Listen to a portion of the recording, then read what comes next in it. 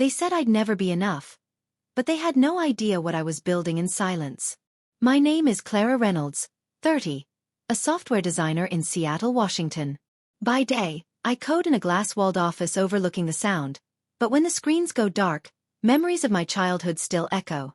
I grew up in a home where love was conditional, where my father's pride and my mother's silence shaped every corner of who I became. My older brother, Ethan, was the golden child, loud, charming, the kind of son who could do no wrong. I was the quiet one, the afterthought, the shadow.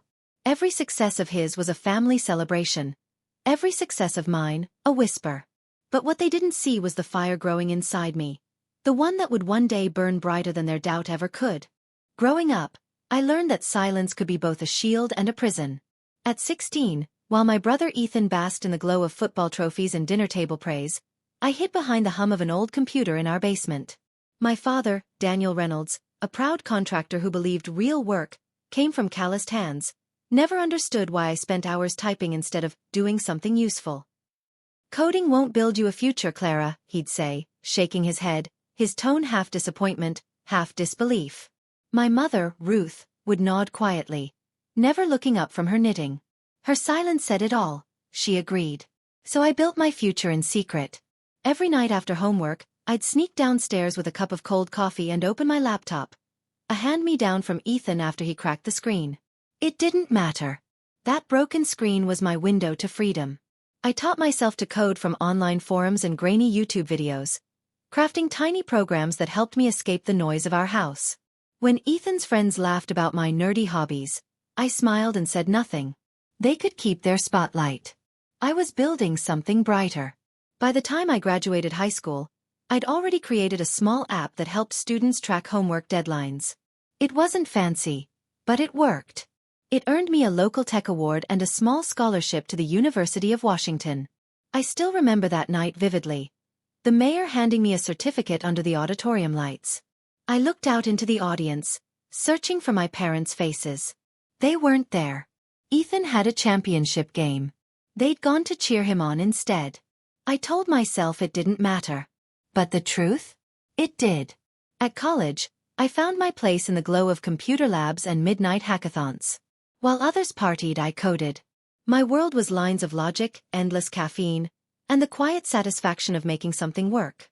It was there, during my sophomore year, that I built MindEase, an app designed to help people manage stress through personalized prompts and short meditations. What started as a class project exploded overnight.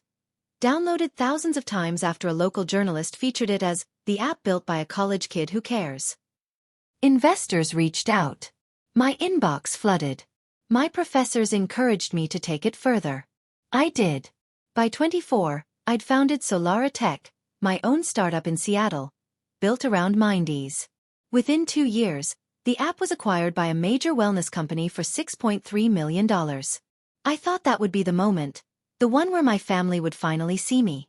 I still remember dialing home, my heart racing as the deal went through. "Dad," I said breathless, "they bought it. My app, they actually bought it." There was silence on the line. Then his voice, calm, uninterested. "That's a nice, Clara. Ethan just got promoted to regional manager. Isn't that something?" Something inside me cracked that day. Mom didn't call. She sent a card a week later. Blank inside except for the words "proud of you." I stared at the handwriting for a long time, wondering if she'd meant it, or if she just didn't know what else to say. Money didn't fix anything. If anything, it made things worse. When I visited home that Christmas, Ethan greeted me with a smirk. "So, Silicon Valley, huh? Must be nice not having to work for a living." He said it in front of my father, who laughed as if it were a harmless joke. But I saw it for what it was. Envy, resentment, maybe both. Dinner that night was unbearable. Dad talked about Ethan's new car, Mom asked about his girlfriend, and I sat there, invisible, as if my success were some embarrassing secret. When I mentioned I was invited to speak at a tech summit in San Francisco, Dad barely looked up. "Hope you don't forget where you came from," he muttered. Where I came from. Those words clung to me for years. I poured myself into work, expanding Clara Tech, hiring bright young minds who believed in what we were doing. We grew fast. New products, new partnerships, a sleek downtown office. I made the Forbes 30 under 30 list at 29. Strangers admired me, employees respected me. But my own family still saw me as the quiet girl from the basement. When I called to tell them about the award, Mom said, "Oh, that's good, honey," before asking if I'd heard Ethan was buying a house in Tacoma. Every word from her mouth was another reminder that no matter what I achieved, I'd never be their golden child. Still, I kept trying. I bought them gifts, a new TV, a vacation trip, little things to show I cared. They accepted them without thanks, as if it were my duty. Once when I visited home, I overheard Dad telling Ethan, "Clara's lucky with money. Some people just get breaks."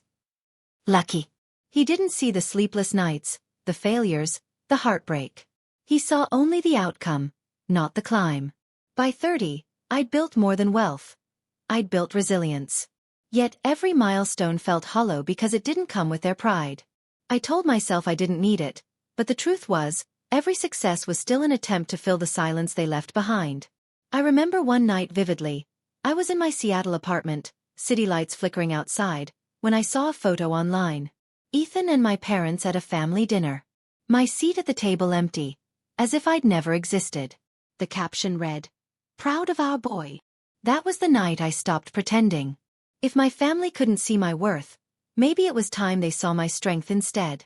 Something inside me shifted, a quiet resolve, sharp and certain. The same fire that once fueled my ambition began to burn differently. I didn't know it yet, but soon, their indifference would lead to a reckoning none of them could have imagined. And when that moment came, I wouldn't need their applause, only their silence. It started with hope. A fragile, trembling kind of hope. The kind you build when you still believe family can be fixed if you just love them hard enough. I hadn't been home in almost a year. The silence between us had stretched too long, and despite everything, I wanted to bridge it. So for my father's 60th birthday, I decided to do something special. Something that might remind them that I wasn't just the quiet girl with a laptop, but their daughter who still cared. I booked the Sapphire Room, one of Seattle's most elegant waterfront restaurants. Floor-to-ceiling windows overlooking the bay, candlelight glimmering on crystal glasses, soft jazz floating in the background. I called Ethan, my mother, my father, even invited Ethan's fiancée, Melissa. I covered everything, the private suite, the menu, the champagne. It cost a small fortune, but I didn't care. I wanted peace. I wanted connection. I spent hours preparing a small speech, printed photos of our family when things were simpler. Birthdays, camping trips, even Ethan's high school games where I'd cheered from the sidelines. I told myself maybe this was how healing began, with gestures, not words. When they arrived, I stood up, heart racing. Mom wore a pale blue dress, Dad in his favorite gray suit. Ethan looking every bit the charming salesman he'd become. "Wow," he said, glancing around. "You really went all out, huh? Trying to impress someone?" I laughed awkwardly. "Just you guys." We ordered dinner. I watched as waiters poured wine and the city lights reflected in the bay. For the first time in years, it almost felt normal. Until it didn't. Halfway through the meal, Dad leaned back in his chair, eyes scanning the room. "This must have cost a fortune," he said. "I hope you didn't do this just to show off." "I just wanted us to spend time together," I replied gently. "It's been so long. I thought maybe." He cut me off. "You've been busy. Too busy to call. But when you need to remind us you're successful, suddenly we get an invitation." Ethan chuckled, swirling his wine. "Come on, Dad. It's her money. Let her flaunt it if she wants." The table fell silent. I felt heat rise to my face. "That's not what this is." Melissa leaned forward, her tone syrupy sweet. "I think it's cute, actually. You trying to buy love?" My chest tightened. "Excuse me." She smiled, glancing at Ethan. "Oh, come on. You invite everyone to this 5-star restaurant, order champagne, give speeches. It's sweet, but a little desperate, don't you think?" Ethan laughed. "She's not wrong." Dad shook his head, muttering, "You always were sensitive, Clara. Don't take things so personally." Mom said nothing. She just stared down at her plate, her fork motionless. I tried to steady my breath, my hands trembling under the table. "I did this because I love you all. Because I thought we could have one night where it wasn't about who's right or wrong, or who's more successful." Ethan raised his glass. Well, congrats, sis. You're definitely the most successful one now. Happy. The sarcasm in his voice was sharp enough to cut through bone. I pushed back my chair slightly, trying to collect myself. Ethan, that's not. But before I could finish, Dad's voice boomed over mine. You know what your problem is, Clara? You think money fixes everything. You think you can throw dollars at people and they'll love you more.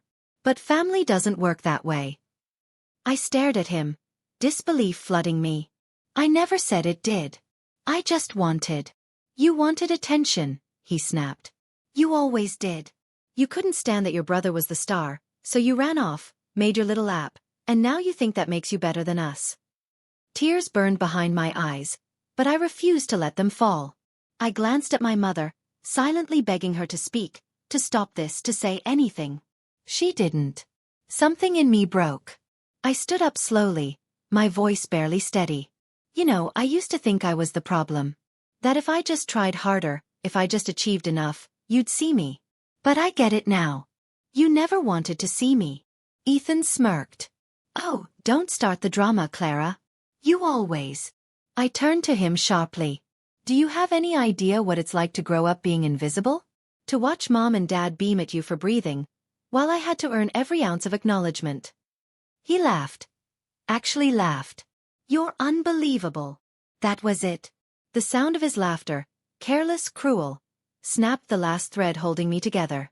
I picked up my glass of champagne, raised it with a shaky hand and said quietly, to family, the one thing money can't buy and love apparently can't fix. Then I set it down, walked out of that glittering room, and never looked back. Outside, the rain had started to fall, thin, icy droplets against my skin. The city lights blurred through tears I hadn't realized were there. Behind me, laughter and music echoed faintly, but it felt like another world. As I stood there, soaked and trembling, one thought cut through the chaos in my chest. They didn't just reject me tonight. They confirmed what I'd known all along. I wasn't part of their family. Not really. That was the night something inside me died, but it was also the night something new began to take shape. A quiet, burning determination that whispered, if they only value what they can take from me, then maybe it's time they learned what happens when I stop giving. The next morning, Seattle woke under a soft drizzle, the kind that blurs the skyline and makes everything feel quieter than it really is. But inside me, there was no quiet. Only fire. I barely slept after that dinner. Their laughter still echoed in my head, each word a blade I couldn't pull out. I'd replayed every second. My father's sneer, Ethan's smirk, my mother's silence. By sunrise, I wasn't sad anymore. I was done. There's a certain freedom that comes when you finally stop hoping people will change. It's like the air thins out, but in that emptiness, you can breathe again. That's when I opened my laptop and made a decision that would change everything. Our family owned a house. The house. The Reynolds home in Port Townsend, perched on a bluff overlooking the Sound. It had been in our family for nearly 70 years. My grandfather built it himself after the war. My father inherited it and always called it our legacy. When I was little, I'd trace my fingers along the carved banister, listen to the waves crash against the cliffs below, and dream of one day belonging there. But it was never really home. It was a museum of Ethan's triumphs. His trophies on the mantel, his photos on every wall. After college, when Dad was struggling with mortgage payments, I'd quietly paid off the remaining debt. He didn't know it was me. I'd done it through a trust. I just wanted to help. But now that same house felt like a symbol of everything that was wrong. Pride, favoritism, control. So, I called Eric Chen, my lawyer and one of the few people I trusted completely. Eric, I said, my voice steady, I want to sell the Port Townsend property. There was a pause. You mean the family house? Clara, that's a big move. I know, I said, watching raindrops slide down the glass. List it quietly. Discreet buyers only. No family contact until it's done. He didn't ask why. Maybe he heard what my voice was really saying. Not just sell it, but let it go. 2 weeks later, the deal was done. A retired tech executive bought it for $3.8 million. Full price, cash offer. Eric called to confirm the transfer, and as soon as the ink dried, I donated the entire amount to a scholarship fund for young women in STEM, naming it after my grandmother, the only Reynolds who had ever believed in me. When my father found out, the storm began. He called first. The voicemail came through while I was in a meeting. Clara, tell me this isn't true. Tell me you didn't just sell our home. That was your family's property. What the hell were you thinking? Then came the texts from Ethan. You've lost your mind. You had no right. Dad's furious. Mom's crying. Are you proud of yourself now? Proud. That word twisted like a knife. I didn't respond. I didn't owe them an explanation. Days later, Dad showed up at my office. Security called to say a man was demanding to see me. Loud, angry. When I came down, he was pacing in the lobby, red-faced and shaking. How could you do this? He spat the moment he saw me. That house was ours. No, I said quietly. It was mine. I paid it off, remember? You just never asked who helped you. His face froze. He blinked, the realization sinking in. You mean? Yes, I said. I saved it once. And now I've let it go. He stared at me for a long time, disbelief giving way to something colder, hate. You've turned into someone cruel. I met his gaze, steady and calm. No, Dad. I've turned into someone who finally understands boundaries. He left without another word. That night, standing by my apartment window, I watched the city lights shimmer across the water. For the first time, I didn't feel small or unwanted. I felt powerful, not because I'd hurt them, but because I'd finally chosen myself. Still, deep down, I knew this wasn't the end. The sale of the house was just the first crack in the perfect image they'd built. And cracks, once they appear, always spread. I didn't know yet that the truth about Ethan, about what he'd done with my money, was already creeping toward the light. And when it surfaced, it wouldn't just destroy the illusion of our family. It would expose everything they'd ever tried to hide. A month passed after I sold the house, but the silence that followed wasn't peace. It was the stillness before a storm. My father stopped calling. My mother sent one text, I hope you're happy now. Ethan, of course, went quiet too. And honestly, I thought that was it.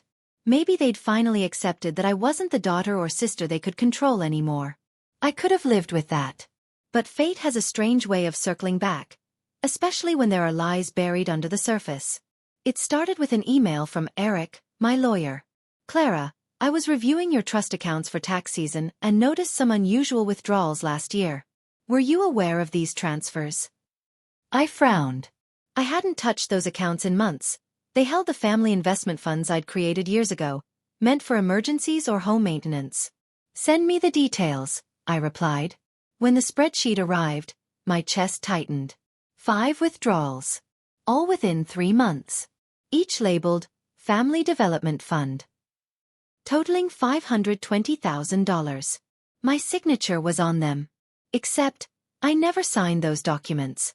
I stared at the screen for a long time, the numbers swimming before my eyes. I remembered setting up that fund for my parents when my business first took off, so they'd never have to worry about bills again. I'd given them full access but never authorization to withdraw large sums without my approval. My hands trembled as I dialed Eric. Find out who processed these. He called back 2 days later. Clara, he said carefully, it wasn't your parents. The authorizations came from an account linked to your brother, Ethan Reynolds. For a moment, I couldn't breathe. Ethan, I whispered. But how? He had copies of your signature on older contracts. Likely reused them. The funds were wired to his business accounts. I checked. They're empty now. I sank into my chair, a dull ringing filling my ears. My brother. The golden child. The man my parents defended no matter what. The one who laughed at my success as if it meant nothing. He'd stolen from me. I wanted to confront him immediately, but Eric stopped me. Don't act yet. Let's make sure we have everything. For the next week, I did something I'd never done before. I investigated my own family. Eric gathered documents, traced transactions, spoke with accountants. The picture that emerged was worse than I'd imagined. Ethan hadn't just taken the money. He'd used it to fund a real estate venture, one that failed miserably. When it collapsed, he covered his losses by forging more transfers under the guise of joint family expenses. And my parents knew. One email confirmed it all. From Ethan to my mother. Don't tell Clara. She'll just make this complicated. I'll fix it once the deal closes. And her reply, short, chilling. I won't. Your father says she owes the family anyway. That was the moment my grief turned to fury. They hadn't just taken my money. They'd taken my trust, the one thing I'd guarded all my life. I drove to Tacoma that night, to Ethan's new house, a place I'd helped him buy, indirectly, through those very funds. When he opened the door, his face shifted from surprise to guilt in a heartbeat. Clara, he said, forcing a smile. This is a surprise. Is it? I stepped past him into the living room. You've been busy stealing from me. Guess I shouldn't interrupt. His jaw tightened. I don't know what you're talking about. I tossed the printed emails onto the coffee table. You forged my signature. $500,000. Ethan. You used me to cover your failure. He stared at the papers, then shrugged. I was going to pay it back. You have millions, Clara. You wouldn't even notice. That sentence. That one careless sentence shattered every remaining illusion I had about him. I noticed, I said quietly. Not because of the money, but because you proved exactly who you are. He scoffed. Don't act like you're some saint. You sold the house. Dad's legacy. You destroyed this family first. No, I said, meeting his eyes. I ended the illusion that we were one. He took a step closer, anger flaring. You think you're better than us? You've always wanted to control everything. Even family. Maybe this is karma. I laughed, but it came out hollow. Karma doesn't steal from the people who loved you. When I turned to leave, he shouted after me. If you go public with this, you'll regret it. Dad won't forgive you. Mom won't either. I paused at the door, heart pounding but voice steady. Then maybe forgiveness was never worth having. Outside, the air was cold and sharp, the moon hidden behind low clouds. I stood there for a long time, letting the truth sink in. The family I'd once fought to save had been built on lies, manipulation, and greed. And now that I knew the truth, there was no going back. As I drove back to Seattle, I made a silent promise. They wanted to teach me a lesson about loyalty and family. Fine. Now it was my turn to teach them what integrity and consequence truly looked like. The truth always finds its way to daylight. Sometimes it slips through cracks. Sometimes it explodes like a storm. For my family, it was both. After confronting Ethan, I didn't go public right away. I wanted to believe, foolishly, that guilt might move him to do the right thing. That he'd return what was left, confess, maybe even apologize. But a week passed, and nothing. Just silence. Until Eric called again. Clara, are you sitting down? Why? Ethan filed for bankruptcy. I froze. He what? He's claiming financial loss due to failed investments. But here's the thing. Some of those investments were made under your trust's name. If this goes to court, your name could be dragged into it. I felt the blood drain from my face. So, he's trying to bury me with him. Eric's voice hardened. We can stop him. But it'll mean exposing everything publicly. For a long moment, I said nothing. I thought of all the years I'd stayed quiet to keep peace, to keep appearances, to avoid hurting my parents. But now, my silence would mean complicity. Do it, I said finally. Expose everything. The next week was chaos. Documents leaked to the press through a legal filing. The story spread like wildfire. Tech founder's family under investigation for fraud and forgery. The headlines didn't spare details. Ethan's fake authorizations, my parents' involvement, the trail of money leading straight to their accounts. At first, I expected denial. Maybe even anger. But what came instead was humiliation, loud and public. Reporters gathered outside my parents' home. Neighbors whispered. My father's construction firm lost contracts overnight. Ethan's real estate company crumbled within days. Investors pulled out, lawsuits piled in. And then came the call. It was my mother. Her voice was trembling. Clara, please. You have to stop this. Stop what, Mom? I asked quietly. The truth. You don't understand, she said, sobbing. Your father's blood pressure. He's sick. Ethan's losing everything. You're destroying this family. I swallowed hard. No, Mom. You destroyed it when you chose silence over honesty. When you helped him take what wasn't his. She went quiet. I heard her breathing, soft and ragged. We only wanted to protect him. He's your brother. He stopped being my brother when he forged my name. There was a long pause. Then she whispered, "You're not the daughter I raised." I closed my eyes. Maybe that's the best thing I've ever done. When the call ended, I didn't cry. I thought I would, but all I felt was emptiness, the kind that follows after a storm tears through and leaves nothing standing. Days turned into weeks. Investigators subpoenaed Ethan's records. He was forced to admit under oath that he'd falsified documents. My parents were questioned for aiding the cover-up. The Reynolds name, once respected in our small community, became a headline punchline. Then one morning, the inevitable happened. Ethan showed up at my office. No suit this time. Just a hoodie, stubble on his face, eyes sunken. He looked a human. Broken. "Can we talk?" he asked. I hesitated, then nodded. We sat in the conference room, the same place I'd closed million-dollar deals, now the stage for something far more personal. "I lost everything," he said quietly. "My company, my car, the house. Mom and Dad won't even look at me." "I warned you," I said, voice steady. He nodded, eyes glistening.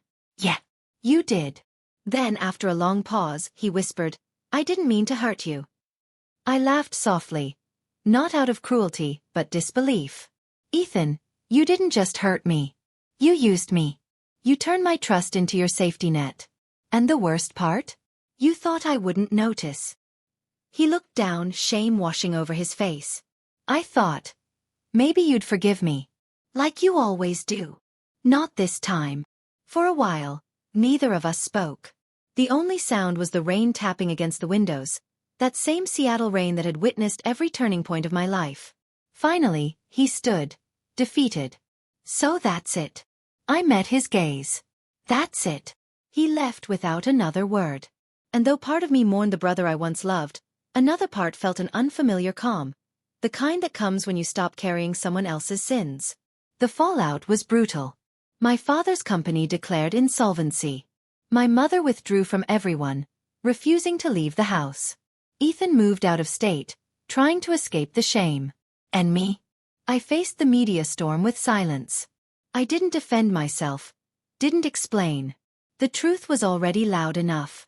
But the strangest thing happened after the dust settled. People started reaching out. Former classmates, women in tech, even journalists. They called me brave, strong, inspiring. I didn't feel any of those things. I just felt free. For the first time, I wasn't living under anyone's shadow.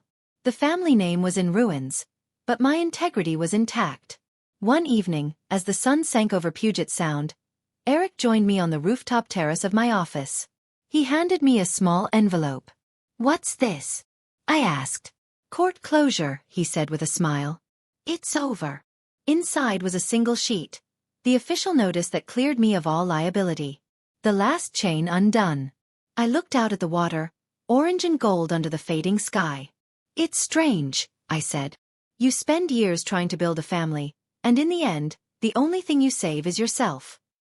Eric nodded. "Sometimes that's enough." The wind off the Sound was cold, but for the first time in years, I didn't shiver. Because I finally understood. Endings don't always come with forgiveness. Sometimes they come with freedom. And that, I realized, was worth everything I'd lost. It's been 2 years since the storm. Seattle feels different now. Maybe it's the city, or maybe it's me. I walk the same streets, but the weight on my shoulders is gone. I've started a small foundation called Rise Again, helping women rebuild after financial betrayal. Each story I hear reminds me of who I used to be. Scared, loyal to the wrong people, believing love meant silence. Sometimes I still dream of my family. In those dreams, we're sitting around the old oak table, laughing like nothing ever broke. But when I wake up, I don't feel pain anymore, just gratitude. Because losing them taught me how to find myself. The house I built with my own hands overlooks the Sound. Every evening, I stand on the balcony, watching the sun melt into the horizon, and I think, This is peace. Not the kind you're given, the kind you earn. Now, I'll ask you this. If your own family betrayed you, would you still protect them? And when the truth finally cost you everything, would you have the courage to start again?